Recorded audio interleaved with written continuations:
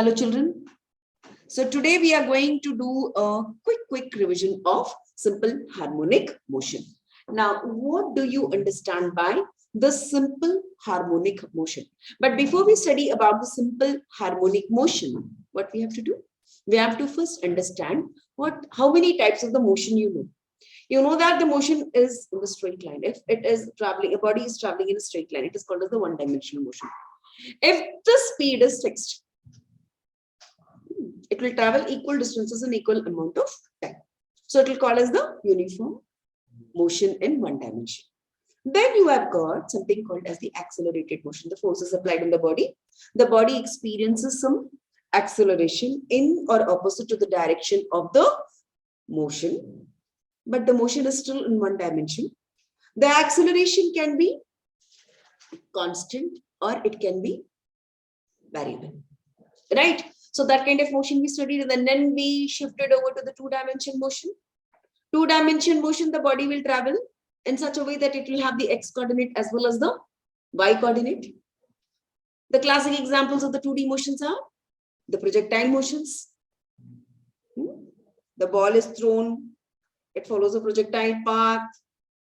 If you go to a top of a building, throw a ball straight, it will follow a parabolic path. This is all two-dimension motion. Circular motion is another example of a two-dimension motion, right? Then we shifted over something called as the three-dimension motion, in which you will be having x, y, and z. It can be a linear, it can be following a curved path, it may have a rotational motion, whatever it is. Then now we come to a special kind of the motion, and this motion is called as the simple harmonic motion. But before that also we need to understand something called as the periodic motion. Now, what do you understand by the periodic motion? If I say something about the periodic motion, what is it? The periodic motion means the motion that repeats itself. The earth moves around the sun. It follows a fixed period, so it is a periodic motion. Right? Now, whenever I talk about the periodic motion, it need not be oscillatory. It can take a circular path, it can take up any path, but only the thing is, it has to repeat itself. That is called as the periodic motion. Right? Then we come to a special kind of the periodic motion, and that is called as the oscillatory motion. Now, what is this oscillatory motions? It has to essentially follow a to and fro path. That kind of the motion is called as the oscillatory motion. In the oscillatory motion, again, we will have a special kind of the motion, and that motion is called as the simple harmonic motion. Right? The oscillatory motion plus some condition is applied to it, and that will be called as the simple harmonic motion. So to and fro motion का मतलब क्या होता है? उस body का एक mean position होता है बच्चा, उस मीन पोजीशन से अपने एक्सट्रीम की ओर जाएगा, यानी पोजीशन E1 पे पहुंचेगा, वापस वो ओरिजिनल पर मीन पर पहुंचेगा, मीन से लेकर के क्या करेगा, फिर से दूसरे एक्सट्रीम पे पहुंचेगा और वापस मीन की ओर पहुंच जाएगा. इसे हम ऑसिलेटरी मोशन कहते हैं, right?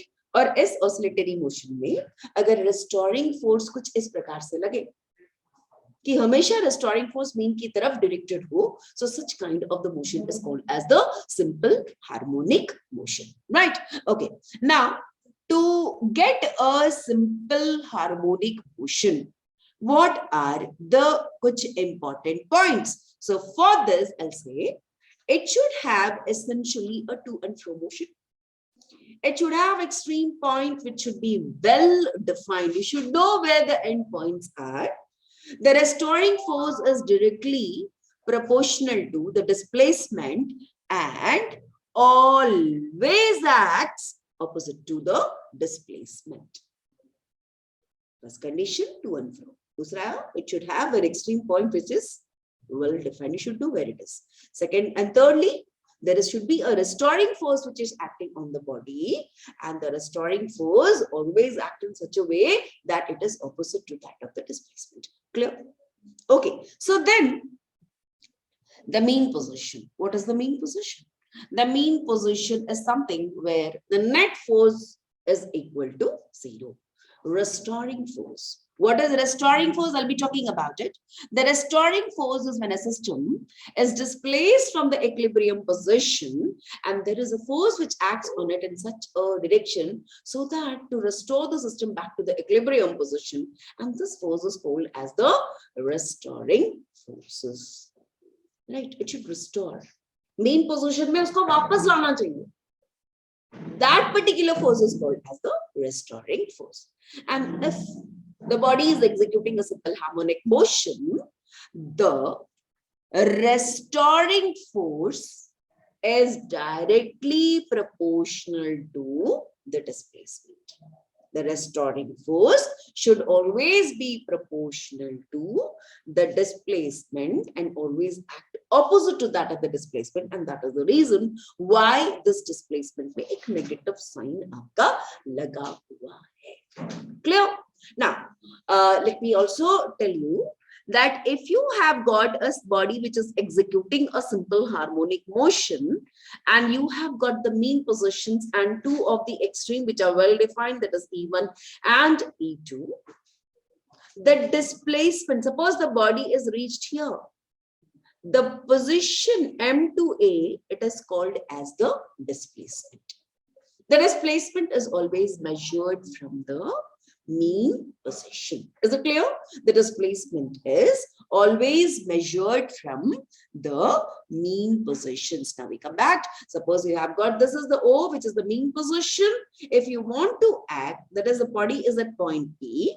It is here and going towards the extreme 1, the restoring force will be acting along this direction, that is FR, which will be directed towards the mean position. Suppose the body is going in this opposite direction, and then too you can see that the restoring force is acting towards the mean. कहीं पर भी body हो, किसी भी रास्ते पे जा रहा हो, restoring force किस तरीके से act करता है?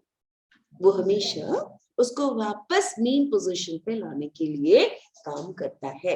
डिस्प्लेसमेंट प्रेशर होगा मीन से लेके पॉइंट तक, रेस्टोरिंग फोर्स हमेशा उसके उल्टा पे जाएगा. इसका मतलब एक बार अगर वो एक्सट्रीम की तरफ जा रहा है तो उसकी स्पीड कम होती चली जाएगी, राइट? अगर वो एक्सट्रीम की ओर जाएगा तो उसका स्पीड क्या होता चला जाएगा? कम होते जाएगा. एक्सट्रीम से वापस वो मीन की तरफ जाएगा तो क्या होगा? उसकी स्पीड बढ़ जाएगी. Is this clear? Right? So this is very important about the simple harmonic motion.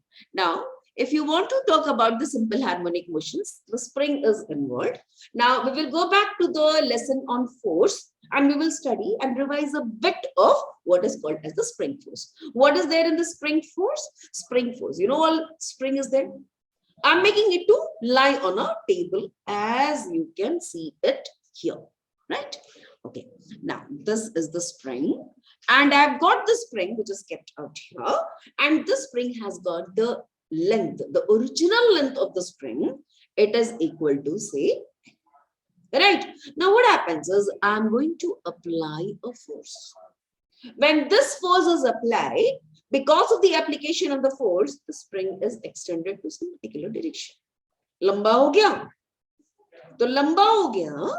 The x is the extension. Original length is remaining intact. Right? Now the force is applied in this pink wala direction, and the restoring force will be acting in such a way that it will try to bring back the spring to this original size. वापस लाने की कोशिश करें. Right? So how much is the restoring force? We know that the restoring force is equal to minus of kx. What is k? K is called as the spring constant. What is the unit? It is force divided by length. So what is the unit of force? Newton. Newton divided by meter. Sometimes we don't only extend the spring, we also compress the spring. When you compress the spring, so suppose the original length of the spring is here. See, you can see in this diagram. And if you are compressing by applying a particular force, then what happens is the restoring force again will act in such a way that it will again extend करने की कोशिश करेगा, यानी जिस direction पे आप applied force रखोगे उसका रिस्टोरिंग फोर्स उसके ऑपोजिट डायरेक्शन पे लगेगा, लेकिन इसका भी जो मान होगा, द वैल्यू होगा, that is restoring force is always equal to minus of kx. What is k? Spring constant. What is x?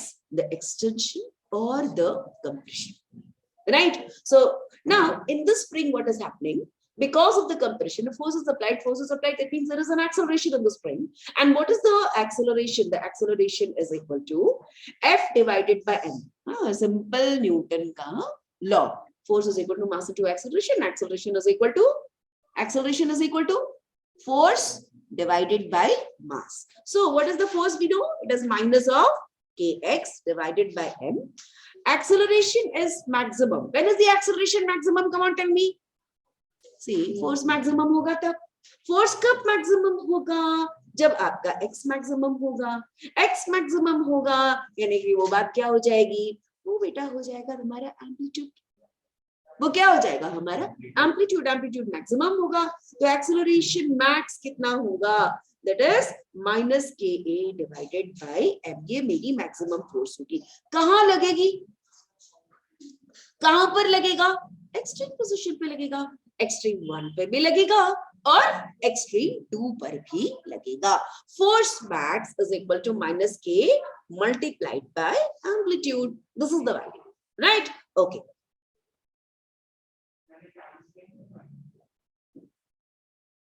A representation of the harmonic motion in mathematical form, right? Everything we have to write it in the mathematical form.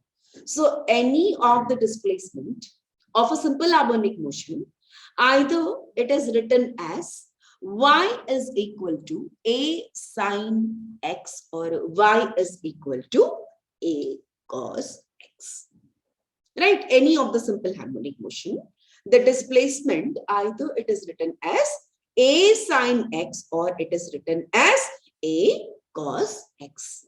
Now, if it is written in the form of y is equal to a sin x, you can see that I'll be drawing a sine graph. Sine graph means how do you measure the displacement? See, this is the mean.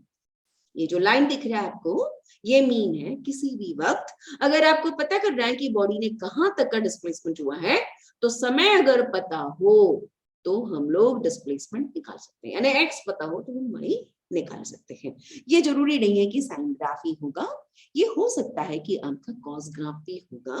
Cos graph में भी हम निकाल सकते हैं. बस दिक्कत यहाँ पर कहाँ है कि कब साइन यूज करना है और कब कॉस को यूज करना है. साइन को यूज करेंगे अगर हमारी मोशन शुरू करती है फ्रॉम द मीन पोजीशंस. कब यूज करेंगे? When motion starts from the mean position, तो हम लोग कौन सा वाला ग्राफ को यूज करेंगे? y is equal to a sin x. ठीक है. cos का ग्राफ कब यूज करेंगे बच्चा? When motion starts from, कहां से? तो बोले एक्सट्रीम से स्टार्ट होगा तो कॉस का ग्राफ को रिप्रेजेंट कर लो. लेकिन कई बार ऐसे भी होता है कि हमारा जो पोजीशन जो मेजर करना रहता है, y पे डिस्प्लेसमेंट ना मेजर करके हम x डिस्प्लेसमेंट को मेजर करते हैं. तो x डिस्प्लेसमेंट रहेगा तो इसमें भी हम साइन और कॉस दोनों को ले सकते हैं. कई बार ऐसे भी होता है कि हमारी जो मोशन है वो मीन से भी नहीं शुरू करती, एक्सट्रीम से भी नहीं शुरू करती, कहीं बीच में से शुरू करती है. तो उसके लिए हमारा इक्वेशन क्या हो जाएगा? y is equal to a sin omega t plus और माइनस फाइव, या cos a cos omega t plus or minus five. x के लिए भी वही होगा, a sin omega t plus 5 और minus 5. x is equal to a cos omega t plus और minus 5. कब लेंगे ये वाली? कब लेंगे? जब कहीं मीन से नहीं स्टार्ट करके कहीं और से स्टार्ट किया तब. आ गई बात समझ में? ठीक है. अब देखिएगा, अगर हमें सिंपल हार्मोनिक मोशन को रिप्रेजेंट करना है तो y is equal to a cos omega t plus b sin omega t भी हो सकता है. कैसे रे बाबा? ये साइन ओमेगा टी प्लस को दो चीज को कैसे यूज कर सकते हैं? बिल्कुल यूज कर सकते हैं अगर हमारा ये जो ओमेगा टी यानी क्या सेम होना चाहिए, आपकी फ्रीक्वेंसी जो होगी अगर ये सेम होगा तो चलेगा। अगर देखो ये अलग है ना, ए और बी की वैल्यू अलग अलग हो सकती है लेकिन क्या नहीं चेंज होना चाहिए, आपकी जो ओमेगा चेंज नहीं होना चाहिए। और इसको मैं वापस स्टैंडर्ड फॉर्म में डाल सकती हूँ, कैसे? तो बोले under root of A square plus B square से मल्टीप्लाई और डिवाइड करके, हम लोग यहाँ पर ट्रिग्नोमेट्री में पढ़े थे, तो ये क्या कर सकते हैं, a divided by under root of A square plus B square cos omega t plus b divided by under root of a square plus b square and then sin omega t bracket close। बेटा इसको क्या लिख सकते हो, under root of a square plus b square, फिर क्या लिखते हैं, sin alpha cos omega t plus cos alpha sin omega t, है ना। अब इसको क्या लिख सकते हैं बच्चा, ये किस चीज का फॉर्मूला है, sin a plus b, तो अंडर रूट ऑफ, मेरी एम्पलीट्यूड चेंज हो गई, ए स्क्वायर प्लस बी स्क्वायर हो गया, है ना। और इसका वैल्यू क्या आएगा, साइन ओमेगा टी और प्लस 5, तो ये ओमेगा टी प्लस 5 हो जाएगा। बस ध्यान इस बात का रखना, इसकी जो एंगुलर फ्रीक्वेंसी होनी चाहिए वो सेम होनी चाहिए। क्लियर? ओके, अब बात आती है geometrical representation of the simple harmonic motion. देखो कैसे अपन मान लें कि y is equal to A sine omega T, displacement का इक्वेशन है। अगर मैं बोलूं और आप मान लिए, इसका मतलब तो आप फिजिक्स नहीं पढ़ रहे ना। भैया क्वेश्चन करोगे क्यों लिया आपने, तो क्यों लिया इस बात को समझने के लिए हम एक काम करेंगे, हम एक बॉडी को कंसिडर करेंगे जो कौन सा मोशन एग्जीक्यूट कर रहा है, वो सर्कुलर मोशन एग्जीक्यूट कर रहा है। ये परफेक्ट सर्कल में जा रहा है और जा रहा है कहां से, ए से निकला भैया और कहां पहुंच गया, घूमते घूमते घूमते घूमते घूमते चक्कर मारा और वापस ए पे आ गया। तो इसकी जो ओमेगा यानी what is omega, what is omega, omega is the angular frequency और ये कांस्टेंट रखा, इससे फटाफट फटाफट फटाफट ये बॉडी जा रहा है। तो समय टी के बाद वो पहले ए में था, फिर बी में गया, फिर सी में गया, डी में गया, ई में गया, ऐसे घूमते घूमते घूमते गया। आपको मोशन नहीं देखना है, क्या देखना है बच्चा, क्या देखना है, उसका जो प्रोजेक्शन है, ए का प्रोजेक्शन। अगर मैंने वाई एक्सिस को मिरर बनाया तो उसका एक इमेज यहाँ पर बनेगा बेटा, बनेगा ना, हाँ प्रोजेक्शन बनेगा ना उसका। तो वो कहां पर पड़ रहा है, परछाई देख लो। मैं इसमें इमेज इसलिए नहीं बोल रही हूँ क्योंकि इमेज में क्या होता है, जितना दूर ऑब्जेक्ट रहता है उतने ही दूर इमेज भी चला जाता है। तो मैं ये कह रही हूँ कि यहाँ पर ऐसा कुछ रख दो, ये स्पॉट ऑफ लाइट रख दो। तो इस स्पॉट ऑफ लाइट की अगर आपने यहाँ पर एक कुछ ऐसा ओपेक ऑब्जेक्ट रख दिया, दीवार बना दी, तो उस ऑब्जेक्ट का जहां पर परछाई पड़ेगा that is called as the projection, right. तो ये पहले कहाँ था, इसका प्रोजेक्शन यहाँ था, फिर जब बी में आया तो यहाँ पहुंच गया, सी में आया तो यहाँ पहुंच गया, डी में आया तो यहाँ पहुंच गया, ई से यहाँ पहुंच गया और एफ में था तो यही पहुंच गया। अब उल्टा देखो, एफ से लेके जब वो जी तक जाएगा तो वापस इसकी जो शैडो है यहाँ आएगी, फिर जब बॉडी यहाँ से जाएगा तो उसका जो छाया है यहाँ पड़ते जाएगा, फिर से जब जाएगा ए तक तो उसकी छाया फिर से ऊपर चढ़ती जाएगी और वापस कहां पर पहुंच जाएगा, मीन पे पहुंचेगा। अभी सिर्फ और सिर्फ किसको देखना है आपको, सिर्फ और सिर्फ हमें देखना है उसका छाया, उसकी शैडो देखो। शैडो क्या हो रहा है बेटा, ओरिजिन से लेकर के एफ तक है, एफ से लेकर के ओ तक आया और ओ से आने के बाद वापस कहां गया, एच और फिर से ओ। मतलब एक बार पूरा उसने सिंपल हार्मोनिक मोशन एग्जीक्यूट कर लिया। कितना समय लगा, तो एक टाइम पीरियड लगा, राइट। तो अब इसका डिस्प्लेसमेंट देखिए भैया, यहां ध्यान से देखेंगे इस पर्टिकुलर, इस पे आप देखेंगे कि मुझे डिस्प्लेसमेंट कहां से मेजर करना है। चलो बोलो, डिस्प्लेसमेंट कहां से मेजर करना है, किसी भी जो बॉडी को मीन से, मतलब यहां से लेकर के, मान लो वो ए से निकला time t is equal to 0 पर और समय t के बाद यहाँ पहुंच गया, यानी कहां पहुंच गया, p पर। तो अगर मुझे बॉडी सिंपल हार्मोनिक मोशन जो एग्जीक्यूट कर रहा है उसको देखना है तो ये तो सिर्फ y होगा ना, y यानी क्या हो गया, ये डिस्प्लेसमेंट हो गया। तो हमने क्या किया, यहाँ से लेके यहाँ तक का इसका ज्वाइन कर दिया। मुझे पता है कि ये दोनों ऑल्टरनेट एंगल्स हैं, ऑल्टरनेट एंगल्स इक्वल होंगे। अगर मुझे y चाहिए तो ट्रायंगल में कंसीडर करती हूँ ओ क्यू और p को। यहाँ आप देखेंगे इस पर्टिकुलर ट्रायंगल में थोड़ी सी ट्रिग्नोमेट्री लगाएंगे। ट्रिग्नोमेट्री आपको आता है और इसमें हमें पता है थीटा। थीटा क्या होता है? सबसे पहले वो लगाओ, एंगुलर वेलोसिटी। बोलो एंगुलर वेलोसिटी क्या था? बोले ओमेगा था। एंगुलर वेलोसिटी ओमेगा थी, तो इसका मतलब है एंगुलर वेलोसिटी जो होती है वो होती है एंगुलर डिस्प्लेसमेंट डिवाइडेड बाय क्या आएगा? टाइम। सो थीटा की बात करूं तो वो ओमेगा टी हो जाता है। साइन थीटा की बात करूं तो आपको पता है, बचपन में पढ़े हो, sine theta is equal to क्या होता है? Perpendicular by hypotenuse. भैया वापस आइए इस पर्टिकुलर इस पे देखिएगा, what is sine theta? Sine theta is equal to perpendicular, देखो ध्यान से, परपेंडिकुलर दिख रहा है, perpendicular by hypotenuse. By hypotenuse क्या है भैया? Radius of triangle, circle. तो रेडियस ऑफ सर्कल के लिए हमने ले लिया, रेडियस आ गया a, तो ये मेरी साइन थीटा की वैल्यू आ गई और ये आ गया y डिवाइडेड बाय a। अरे sine theta y by a है, तो y यानी डिस्प्लेसमेंट कितना हुआ? तो आप बोलोगे अरे क्रॉस मल्टीप्लाई कर देते हैं, बोले a sin थीटा हो क्या, एंड y क्या होता है? y is equal to a sin omega t। Clear है बच्चों? y is equal to a sin omega t। Okay, अब बात आती है कि हमारे पास हम इस मोशन को a sin ओमेगा t लिए, क्या हमारी मोशन के पार्टिकल्स को छोड़ ए को छोड़ के किसी और पॉइंट पर नहीं आ सकती? क्या किसी और पॉइंट पर ले सकते कि नहीं ले सकते? ले सकते ना। तो अगर हमारी बॉडी ने शुरू किया हमारा मोशन, जो P से शुरू किया और टाइम t के बाद में P1 पर पहुंच गया, यहाँ पर टाइम t पर 0 पर था और उसके बाद t समय के बाद वो P1 पर पहुंच गया, तो अब बताएं इनिशियली उसने एंगल फाई बनाया किसके साथ? एक्स से। Time t is equal to 0 पर, और time t is equal to क्या? स्मॉल t के बराबर चला गया, यानी कुछ समय बीत गया, P से लेकर के वो P1 तक पहुंच गया, उसने जो एंगल अब बनाई वो कितना है? That is equal to theta. Right? मुझे कौन सी एंगल को लेनी है? फाई को लेनी है, थीटा को लेनी है, या पूरा को लेना है? पूरा को लेना है ना।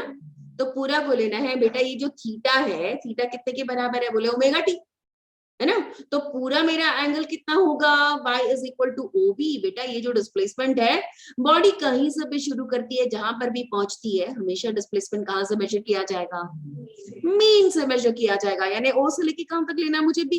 अरे ये जो y है वो कितना है मेरा? ओ बी है ना। अब ट्रायंगल देखो ना बेटा, कौन सा ट्रायंगल? ये वाली ट्रायंगल। हाँ ये देखो मैंने इसको येलो किया। तो साइन यहाँ पर जो थीटा लेना पड़ेगा मुझे, ये पूरा लेना पड़ेगा, that is also equal to कितना आएगा? ओमेगा टी प्लस फाइव हुआ ना, ओमेगा टी प्लस फाइव हो गया ना। तो अब इस पर्टिकुलर एंगल को लेते हुए अगर फिर से हमने बनाया, मेरी इक्वेशन अब क्या हो जाती है? y is equal to a sin omega t plus five. ये जो फाइव है हमारी इनिशियल फेज है, यानी हम इसको e ऑफ p कहते हैं।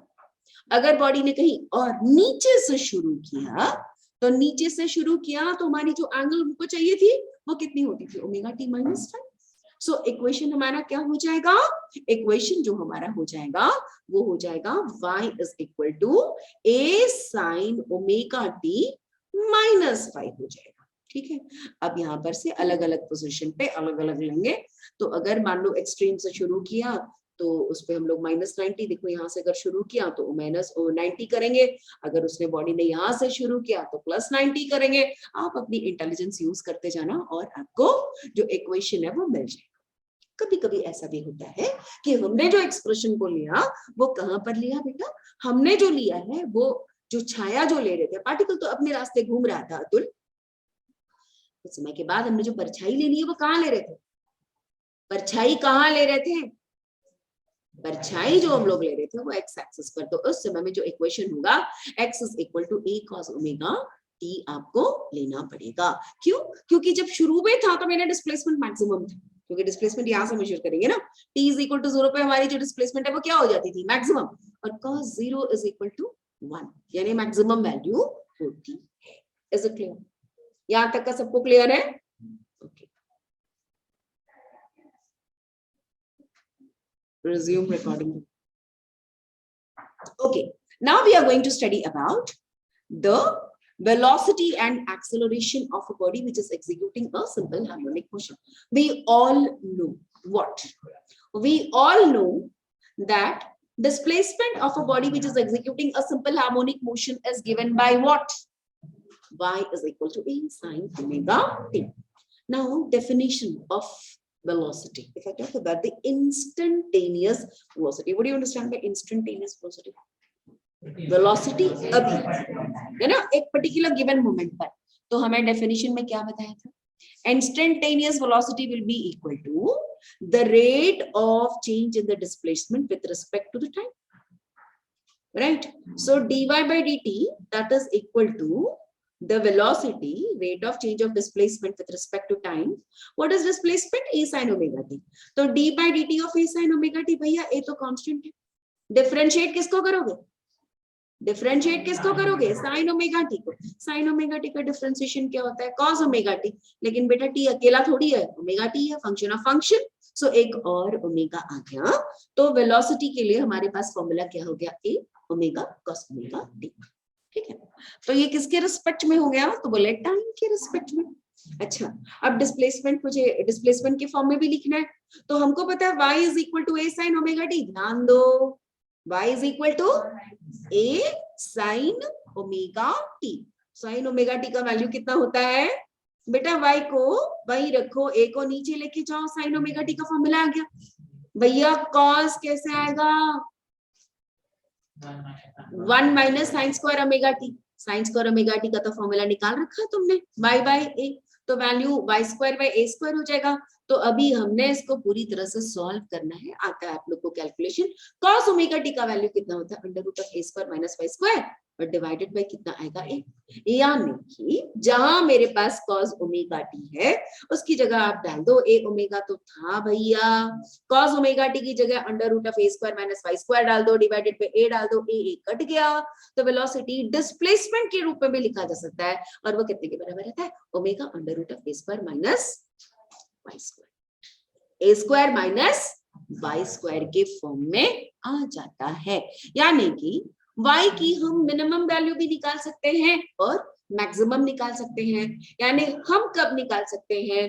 तो सबसे पहले हम लोग निकालेंगे कि कब वेलोसिटी मिनिमम होती है. When is the velocity minimum and कहां, यानी कि कहां निकालेंगे हम लोग? Where. So both this are supposed to be found out. So velocity minimum कब होगी? जब cos omega t हमारी 0 हो जाएगी.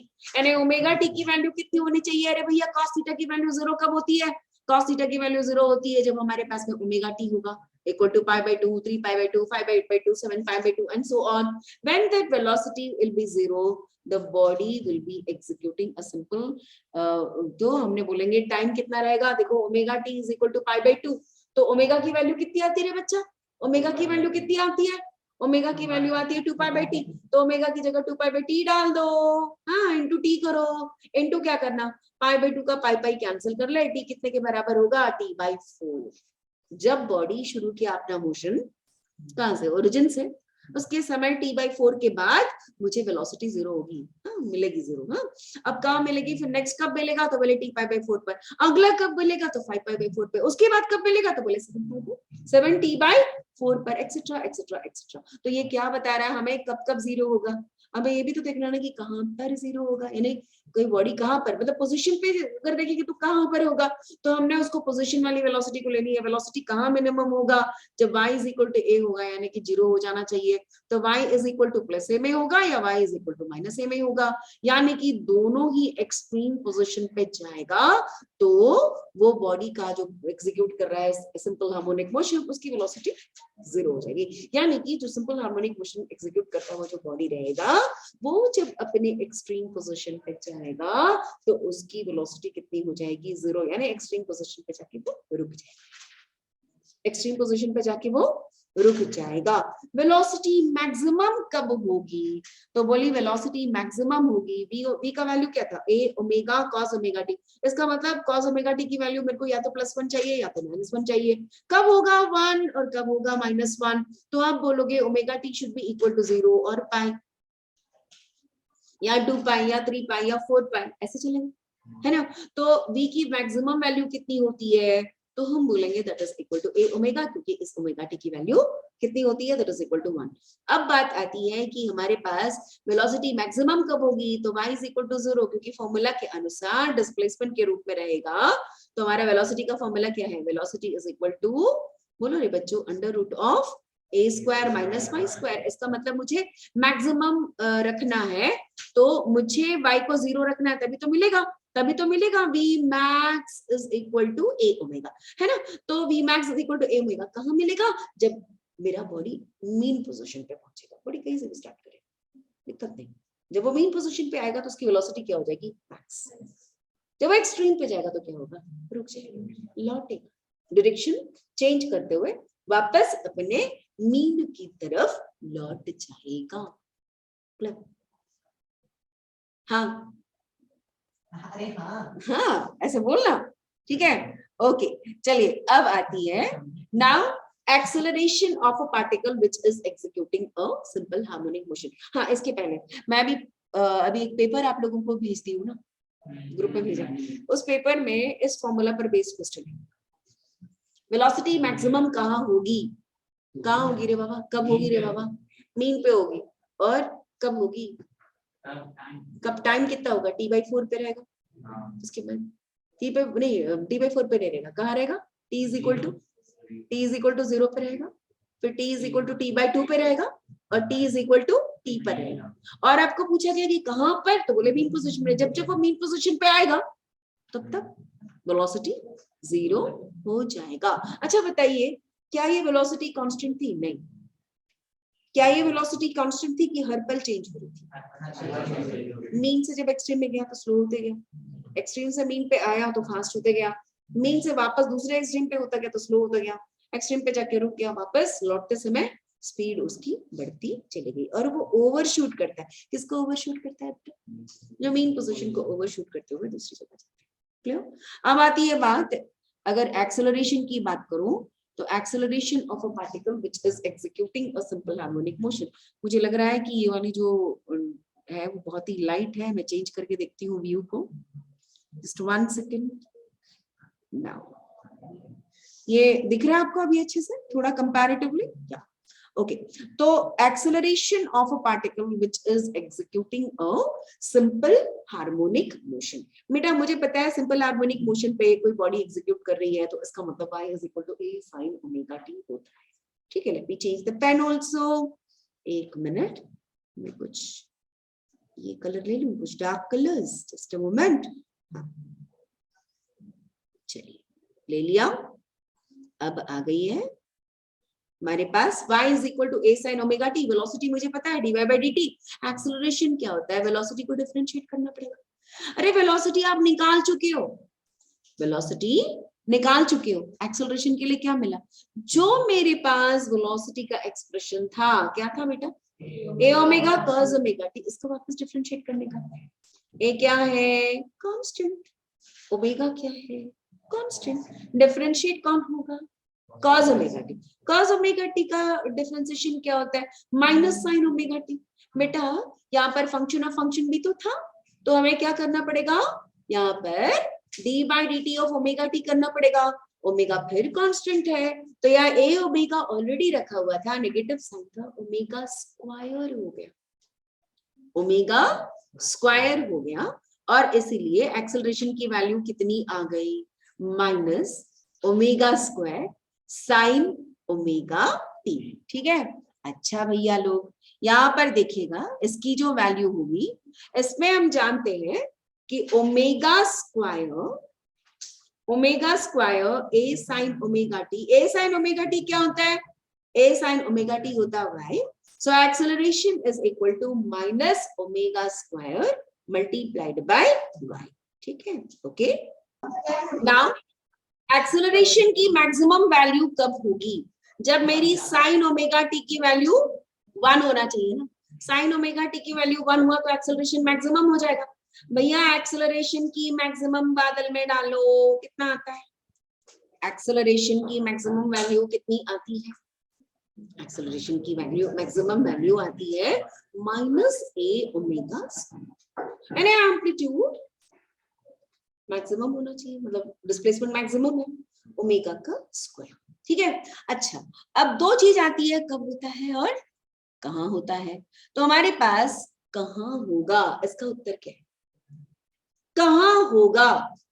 तो बोले when the particle is in extreme position, y is equal to क्या होना चाहिए, a या y is equal to minus a, दोनों एक्सट्रीम पोजीशन पर आपके पास जो एक्सेलरेशन की मैक्सिमम वैल्यू होती है, वेलोसिटी की जीरो हो जाती है, लेकिन एक्सेलरेशन की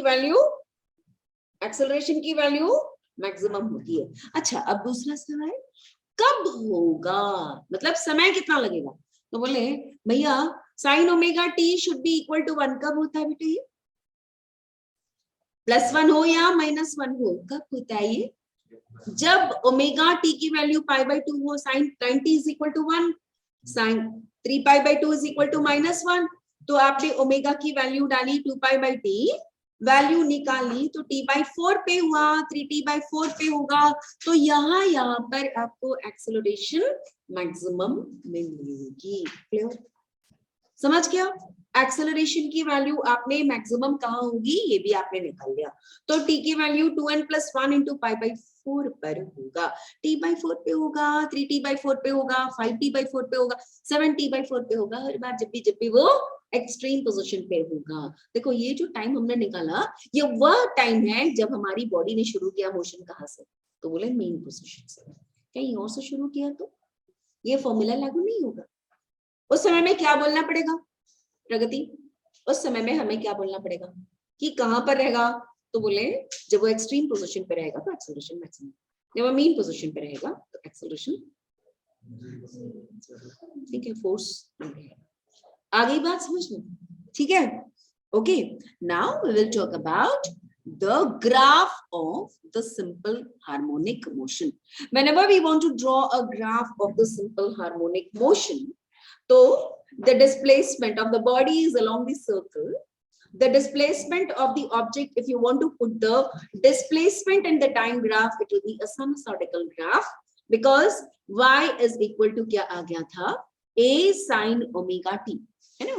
तो डिस्प्लेसमेंट की मैक्सिमम वैल्यू कब थी, तो यहाँ पर y मैक्स मिल रहा है t/4 पर, 0 हो जा रहा है t/2 पर, और फिर 3t/4 पर फिर से -a हो जा रहा है और वापस 0 हो जा रहा है। So this is the displacement graph. अगर उसी टाइम ग्राफ पे हमने वेलोसिटी का वैल्यू लिया v is equal to a omega cos omega t, तो हमारे पास शुरुआत में वेलोसिटी मैक्सिमम ही है, तभी तो वो शुरू हुआ, है ना। तो हमारे पास ये वैल्यू आती है t/4, यानी मीन पोजीशन, एक्सट्रीम पोजीशन पे जब जाता है तो वेलोसिटी क्या हो जाती है, 0। टाइम t/4 पर वेलोसिटी क्या हो जाती है, 0। देखो उसी समय में t/4 पर जो वेलोसिटी है वो नेगेटिव मैक्सिमम होती है, जब यहाँ पर डिस्प्लेसमेंट मैक्सिमम हो रहा है तो वेलोसिटी वापस 0 हो जा रही है, और इस पोजीशन पे आएगा तो वेलोसिटी फिर से मैक्सिमम आ जा रही है, क्योंकि वो मेन पोजीशन पे आया। कुछ समझ में आ रहा है, पक्का।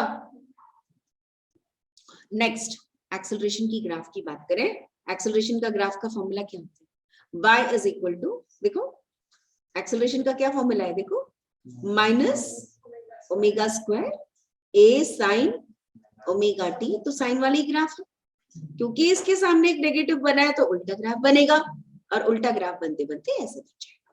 समझ के, टाइम जो रखा हमने वो टाइम का वैल्यूज को हमने कांस्टेंट रखा हुआ है, देखो बेटा टाइम सेम रखा है, और उस समय वेलोसिटी क्या होगा, डिस्प्लेसमेंट क्या होगा, एक्सेलरेशन यानी कि फोर्स क्या होगा, इस सब के बारे में हमने बता दिया। देखो इसको हम लोग एक नंबर लाइन टाइप का भी मेजर लगा सकते हैं। ये अगर मेरा मीन पोजीशन है तो यहाँ पर वेलोसिटी क्या हो जाएगी, मैक्सिमम। एक्सेलरेशन की बात करूं तो कितनी हो जाएगी, 0। जब मैं एक्सट्रीम पोजीशन पे जाती हूँ तो यहाँ पर वेलोसिटी कितनी हो जाती है, 0। एक्सेलरेशन की बात करूं तो कितनी हो जाती है, max. Clear, right, okay. Questions now which is related to the simple harmonic motion. Now I have got a question, x is equal to 15 sine 20 pi t meters. Find the amplitude and angular velocity. Compare it with the equation x is equal to a sin omega t. So what is a, 15 meters.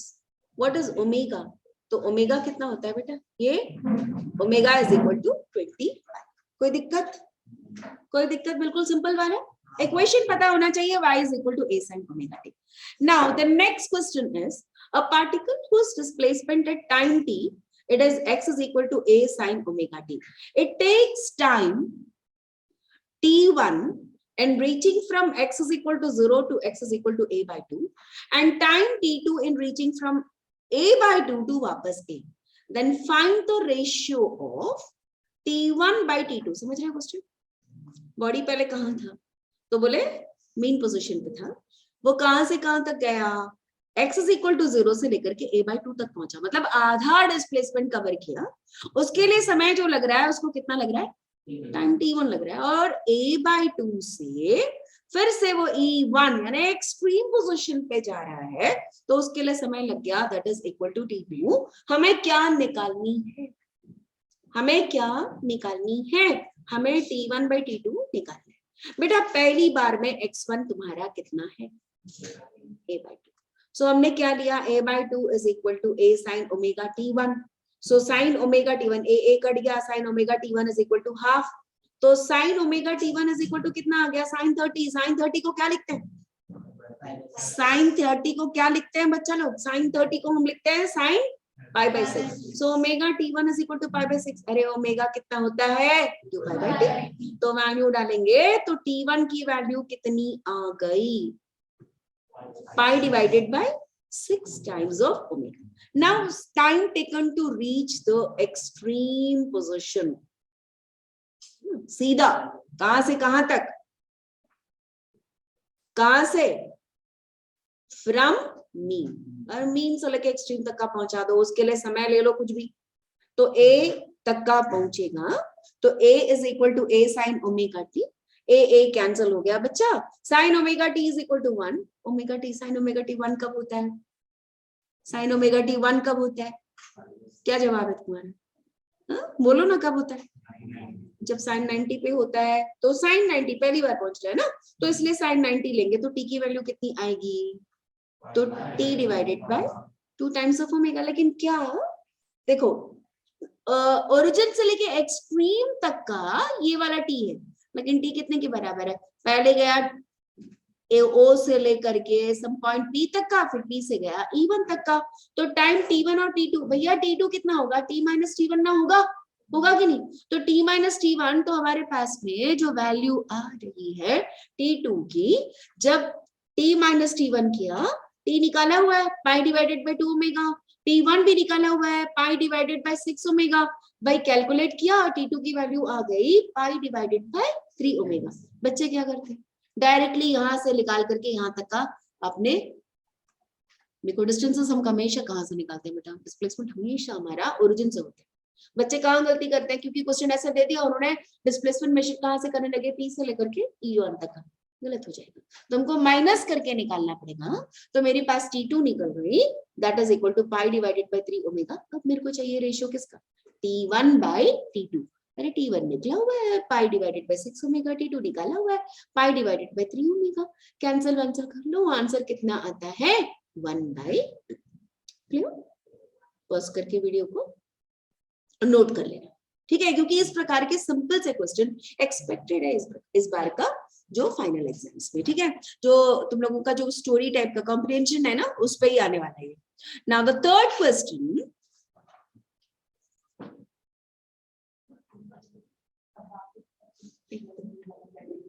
what is happening now? X is equal to 7, x is equal to 7 cos half pi t. Find the time taken to reach from extreme to mean. देखो कहां से आना है उसको? कहां से आना है उसको? एक्सट्रीम से लेकर के मीन तक. तो इक्वेशन ही क्या है आपका? कॉस में दिया हुआ है. तो x1 कितना है? 0. x2 कितना है? यहाँ पर एम्पलीट्यूड एक्सट्रीम पे पहुंच गया, वो एक्सट्रीम से लेकर मीन तक है ना. तो अपन ने क्या करनी है? Is coming from extreme to mean. So हमारे पास one time x is equal to 0. शुरू में कहां था? शुरू में कहां था वो? एक्सट्रीम से मीन तक का जितना टाइम लगेगा, टाइम मीन से एक्सट्रीम पे भी उतना ही जाएगा. तो पहले बार में ओमेगा t 0 था, तो t 1 सेकेंड गया, ठीक है? अब उसके बाद दूसरी बार में कितना लगा 2 सेकेंड्स, तो दोनों को सब्सट्रैक्ट करोगे तो कितना मिला, that is equal to 1 second. Otherwise there is a shortcut also, आपको पता है, आप इसको ले लीजिए, मीन यहाँ पर है और एक्सट्रीम यहाँ पर है और दूसरा एक्सट्रीम यहाँ पर। देखो बेटा, एक्सट्रीम से यहाँ तक गया तो टाइम कितना लगना है, बोले t/4 ही लगना है। मीन से एक्सट्रीम में जाए या फिर एक्सट्रीम से मीन में जाए, टाइम तो t/4 ही लगेगा, है ना। तो t/4 के लिए क्या करना पड़ेगा, पहले टी ही निकाल ले। ओमेगा की वैल्यू कितनी है बेटा, ओमेगा की वैल्यू यहाँ पर साफ दिख रही है, π/2। ओमेगा की वैल्यू कितनी होती है, 2π/t होता है कि नहीं। तो t का वैल्यू कितना आ गया बच्चा, 4 सेकेंड्स। तो t/4 कितना होगा, तो बोले 1 सेकेंड। ये टाइम, ये क्या है, टाइम अपना शॉर्टकट वाला है, तो शॉर्टकट का फॉर्मूला भी लगा सकते हो, ठीक है। अच्छा, अब बात आती है, a particle has got a time period of 6 seconds, find the time taken to reach the half amplitude from the mean position. आधा एम्पलीट्यूड जाना है, उसके लिए समय कितना लगेगा। देखो हमारी बॉडी पहले कहां पर है, 0 पर, कहां तक पहुंचती है, तो बोले a/2 तक। टाइम पीरियड कितना दिया हुआ है, तो बोले 6। ओमेगा की वैल्यू कितनी होती है, 2π/t, यानी π/3 हो गया ओमेगा वैल्यू मालूम है। Equation of simple harmonic motion, motion कहां से शुरू हो रहा है, मीन से। मीन से शुरू होता है तो हमने इक्वेशन क्या लेनी है, आपको बताइए इक्वेशन क्या लेनी है। अगर मान लो कि मेरी जो बॉडी है वो कहां से शुरू कर रही है, बोले मीन से शुरू कर रही है, वो कहां जा रही है, तो बोले एक्सट्रीम पे जा रही है, तो बताइए उसका इक्वेशन क्या होगा, y is equal to a sin omega t। Use करोगे कि नहीं, है ना, हमने बताया था आपको। क्या एक्सट्रीम से शुरू करेगा तो cos का फॉर्मूला लगाना, मीन से शुरू करेगा तो साइन का फॉर्मूला लगाना। तो आपके पास टाइम पीरियड की वैल्यू है, दैट इज ओमेगा की वैल्यू है, ओमेगा π/3 है, तो आपको आधे एम्पलीट्यूड पे पहुंचना है, यानी यहाँ जो y दिख रहा है बच्चा, आधे एम्पलीट्यूड, इसका मतलब y is equal to a/2। Mean position से आधा a/2 तक का वैल्यू को सब्स्टिट्यूट करो, टाइम आपको मिलता है, सब कुछ कैंसिल होकर के कितना मिलेगा, बोले आधा सेकेंड मिलेगा। आधी बात समझ में क्लियर ना, ओके। अब नेक्स्ट है, two simple harmonic motions are represented by y1, it is equal to 10 sin 3πt plus π/4, और दूसरा जो मेरा इक्वेशन है that is 5 sin 3π/t plus √3 3π/t। Compare the amplitude of both simple harmonic motion. मुझे दो simple harmonic motions दिया गया है, मुझे इन दोनों के एम्पलीट्यूड को कंपेयर करना। बेटा इसका एम्पलीट्यूड तो साफ दिख गया, सिंपल, कितना 10 मीटर्स या 10 यूनिट्स जो भी होगा। लेकिन यहां दिक्कत आ गई किसमें, सेकेंड वाले सिंपल हार्मोनिक मोशन पे मेरे पास 5 बाहर दिख रहा है, तो मेरे एम्पलीट्यूड में 5 लूंगी क्या, ना, क्योंकि यहाँ पर sin 3π/t आ रहा है और ऊपर से यहाँ पर क्या आ गया आपके पास में √3 cos 3π/t भी लिखा हुआ है ना। तो हमको इक्वेशन को कंपेयर करना होगा किससे, तो बोले ये वाली इक्वेशन को लगा के। मैंने आपको थ्योरी बताया था, क्या बताया था, जब दोनों ओमेगा टी सेम होगा तो बॉडी क्या एग्जीक्यूट करेगा, तो बोले सिंपल हार्मोनिक मोशन तो एग्जीक्यूट करेगा। तो अब हमको इसको ऊपर से दोनों को डिवाइड करने के लिए मैंने वाला थ्योरी के समय में भी बताया था, क्या बताया था, याद करो याद करो, क्या बताया था यहाँ पर ऐसे वाले इक्वेशन पे, क्योंकि ये अलग सिंपल हार्मोनिक मोशन है, ये वाले भी अलग सिंपल हार्मोनिक मोशन है, तो कॉमन अगर अपन को अगर एम्पलीट्यूड निकालनी है तो पहले वाले इक्वेशन का कोएफिशिएंट और दूसरे वाले का कोएफिशिएंट को स्क्वायर करके ऐड करना और उसके रूट से मल्टीप्लाई और डिवाइड करना। काय के लिए, क्योंकि हमने एक और एंगल लेनी है that is equal to angle 5। Triangle बनाओ जिसमें एक एंगल 5 है, एक एंगल 90 है, एक साइड ए और दूसरा साइड बी, परपेंडिकुलर साइड्स, तो under root of a square plus b square, कहां पर है बेटा, मेरा एंगल है, ठीक है, दोनों में रूट्स रहेगा। तो अगर ये ट्रायंगल आपने बनाई तो cos फाई की वैल्यू और sin फाई की वैल्यू निकाला जा सकता है। sin फाई cos फाई की वैल्यू निकाली, देखो वैसे मैंने डिवाइड किया ना, तो ये पूरा जो वैल्यू है वो cos phi का हो गया और ये पूरा वैल्यू किसका आ गया, sin phi का आ गया। तो under root of a square plus b square cos phi sin omega t sin phi cos omega t, बेटा किस चीज का फॉर्मूला है, sin a प्लस b का फॉर्मूला है। तो हमने ये ओमेगा t प्लस phi लिख दिया, तो मेरी जो एम्पलीट्यूड है under root of a square plus b square हुआ। अब आ जाते हैं हम लोग क्वेश्चन में। क्वेश्चन में आपका इक्वेशन क्या बना है बेटा, मेरे पास जो a की वैल्यू देखो अंदर, बाहर का फाई को नहीं कंसिडर करेंगे, फाई बाहर है, ये कहां पर है, ये अंदर है। तो इसमें कोएफिशिएंट कितनी है 1 और इसमें कितनी कोएफिशिएंट √3। तो आपने 1 का स्क्वायर और √3 का स्क्वायर करना है और रूट निकालना है, तो कितना मिला 2, है ना। तो आपके पास ये जो इक्वेशन मेरा बन गया अंदर वाला, that is equal to 2 sin 3 pi t plus 5, और 5 और 2 को मल्टीप्लाई किया तो 10, तो एम्पलीट्यूड इसकी कितनी हो गई, बोले 10।